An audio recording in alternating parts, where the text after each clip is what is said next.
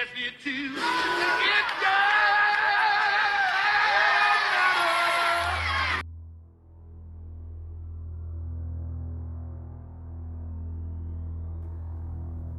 In order for us to return back to our Father and His covenant, we must first turn away from what has separated us from Him, and that is sin. For many years, preachers and teachers have formed opinions and created doctrines about what they believe sin to be, but have neglected to tell us what the Bible teaches sin really is. In 1 YAH'S chapter 3 and verse 4, our forefather John teaches us that whosoever commits sin transgress also the law, for sin is the transgression of the law. In this verse, YAH'S gives us the most basic definition of what sin is according to Yahuwah. So if sin is breaking the commandments, what are they teaching us in the church? Your grandson Jamal was gunned down in a drive-by shooting right next to the Dairy Queen.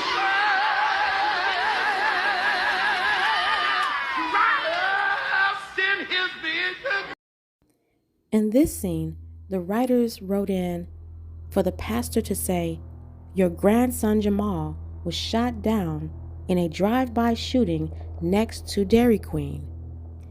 You see, these lying pastors will go on and on about the death of Israel, but they will not tell us why we're dying.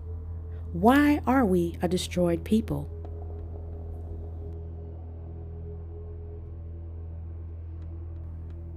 Let's look into the scriptures for the answer. Hosea chapter 4 and verse 6 reads, "My people are destroyed for lack of knowledge. Because thou hast rejected knowledge, I will also reject thee, that you shall be no priest to me, seeing you have forgotten the law of thy Elohim. I will also forget thy children."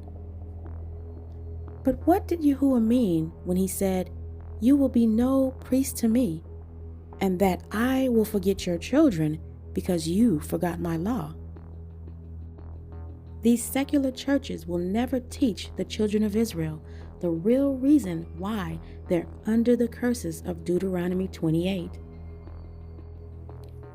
You see, they know that the children of Israel are under these curses because we continue to transgress our Elohim. It's written in the scriptures. So they build all these establishments, including the church house, to keep you asleep and as far away from this truth as possible. Now let's take a look at Exodus chapter 19, starting at verse 1, where it reads, "In the 3rd month, when the children of Israel were gone forth out of the land of Egypt, the same day came they into the wilderness of Sinai. For they were departed from Rephidim, and were come to the desert of Sinai, and had pitched in the wilderness, and there Israel camped before the mount. And Moses went up unto Elohim, and Yahuwah called unto him out of the mountain, saying, Thus shalt thou say to the house of Jacob, and tell the children of Israel, Ye have seen what I did unto the Egyptians, and now I bear you on eagle's wings, and brought you unto myself. Now therefore, if you will obey my voice indeed, and keep my covenant, then ye shall be a peculiar treasure unto me above all people, for all the earth is mine. And ye shall be unto me a kingdom of priests, and an holy nation. These are the words which thou shalt speak unto the children of Israel." You see, the so-called Negroes were made for the Most High. We were supposed to be a kingdom of priests. We are the ones who Yahuwah gave his word to give to the other nations of people. You see, and not the other way around. The other nations are the students, and they should not be teaching the priest. We are the set-apart, peculiar people in which the Bible speak of, that the Most High gave his word to. He said he have not dealt with any other nation, and you can see this throughout the scriptures. Two verses specifically can be found in Psalms 147, verses 19 and 20, where it says, He show his word unto Jacob, his statutes and his judgments to Israel. He had not dealt so with any nation. As for his judgments, they have not known them. Praise ye Yahuwah. Please do not waste your time commenting on my channel, trying to say that these verses can be interpreted any type of other way. I do not want to hear your replacement theology. The Bible clearly states that the Most High does not change, meaning he has not done away with the Old Testament nor the prophets, and he definitely has not done away with his people.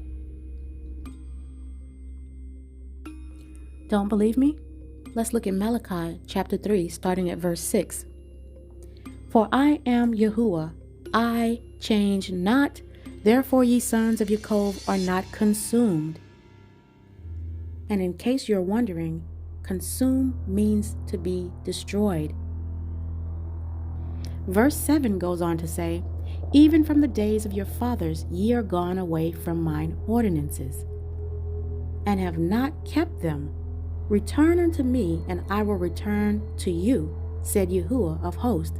But ye said, Wherein shall we return? Will a man rob Elohim? Yet ye have robbed me. But ye say, Wherein have we robbed thee? In tithes and offerings. Verse 9, Ye are cursed with a curse, for ye have robbed me, even this whole nation. Bring ye all the tithes into the storehouse, that there may be meat in my house. And prove me now herewith, said Yahuwah of hosts, if I will not open you the windows of heaven, and pour you out a blessing, that there shall not be room enough to receive it. So as you can see, the Most High starts off Malachi chapter 3 by saying, I am Yahuwah, and I do not change. So then the real question is, if the Most High says that he doesn't change, who changed the meaning of his book? Who said that the Old Testament is done away with? Who said that the laws, statutes, and commandments no longer need to be kept? Who gave us replacement theology, meaning they've replaced the Israelites with the church? Because of the fall of the Israelites and our disobedience, the Most High has allowed this to happen. He said that we are cursed and that his own people have robbed him. And the so-called powers that be know this. They continue to set up all kinds of snares to keep us oppressed and transgressing the Most High. Now, you see this church scene in the movie They Clone Tyrone is like the biggest slap in the face. They're putting it right in front of you and showing you exactly how they keep us transgressing our Father. And you see how they had us in the church house, so-called worshiping, and I'm sure it was on Sunday, in which is the first day of the week. When Yahuwah clearly states and commands us to keep the Sabbath on the seventh day of the week, who are they worshiping? Who told them to worship on Sunday? Let's take a look at Ezekiel starting at chapter 12, where it says, Moreover also I gave them my Shabbats to be a sign between me and them, that they might know that I am Yahuwah that sanctify them. But the house of Israel rebelled against me in the wilderness. They walk not in my statutes, and they despise my judgments, which if a man do, he shall even live in them. And my Sabbaths they greatly polluted. Then I said, I would pour out my fury upon them in the wilderness to consume them. But I wrought for my name's sake, that it should not be polluted before the heathen, in whose sight I brought them out. Yet also I lifted up my hand unto them in the wilderness, that I would not bring them into the land which I had given them, flowing with milk and honey, which is the glory of all lands. Because they despised my judgments, and walked not in my statutes, but polluted my Shabbats, for their heart went after their idols. Nevertheless mine eyes spared them from destroying them, neither did I make an end of them in the wilderness. Verse 18. But I said unto their children in the wilderness, Walk ye not in the statutes of your fathers, neither observe their judgments, nor defile yourselves with their idols. I am Yahuwah your Elohim. Walk in my statutes, and keep my judgments, and do them. And hallow my Shabbats, and they shall be a sign between me and you, that ye may know that I am Yahuwah your Elohim. Notwithstanding the children rebelled against me, they walked not in my statutes, neither kept my judgments to do them, which if any man do, he shall even live in them. They polluted my Shabbats. Then I said, I would pour out my fury upon them, to accomplish my anger against them in the wilderness. The Most High did not completely destroy Israel. In fact, I'm going to be showing you a verse that proves that we are still here today. But let me finish verses 22 and 23. And it reads, Nevertheless I withdrew my hand, and wrought for my name's sake, that it should not be polluted in the sight of the heathen, in whose sight I brought them forth. I lifted up my hand unto them also in the wilderness, that I would scatter them among the heathen, and disperse them through the countries, because they had not executed my judgments, but had despised my statutes, and had polluted my Shabbats, and their eyes were after their fathers' idols.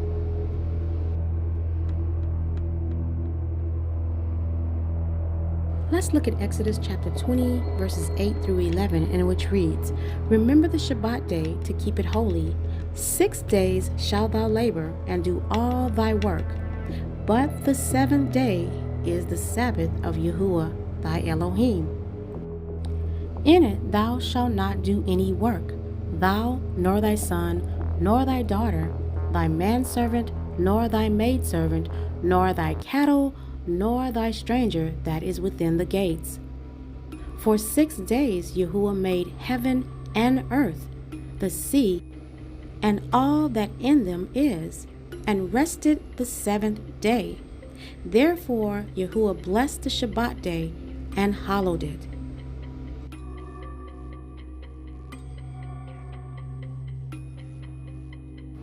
In this scene of the movie they cloned Tyrone, in which is in a church, they briefly show this grape drink sitting on the table, in which the whole congregation is partaking in. In this part of the movie narrative, it talks about how the powers that be are putting poison in this grape drink. So again, they're letting us know that we're drinking from the cup of deception, and it's poisonous. What does poison do? Eventually, it kills you. And in this case, it's an eternal death. That's right. All of you who have accepted these lies and continue to live in this particular sin, if you don't wake up soon, your soul is going to be condemned to eternal hellfire. Let's take a look here at Jeremiah 51 and verse 7, where it reads, Babylon had been a golden cup in Yahuwah's hand, that made all the earth drunken. The nations have drunken of her wine, therefore the nations are mad. So just so you all know, it's of course not just the Israelites who have been deceived, but the whole world. As we can see here in Revelations 12 and 9, that the Most High is allowing Satan to do this. It says, And the great dragon was cast out, that old serpent called the devil and Satan, which deceived the whole world. He was cast out into the earth, and his angels were cast out with him. So it's not just the Negroes who are the Israelites, but all the nations. The whole world is partaking in Babylon's cup of poison. You see, in order for the trick to work, it has to be done on everyone. And we're now living in the day and time where Yahuwah is pouring out his spirit on the world and waking his remnant up.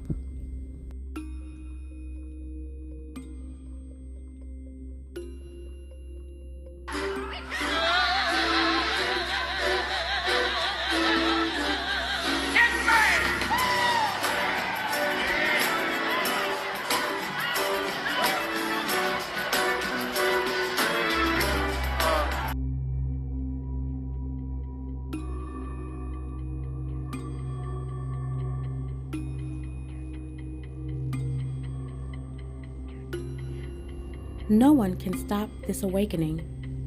The Most High said in Deuteronomy in chapter 30 that he would wake the remnant of Israel up in the land of their captivity in the end days.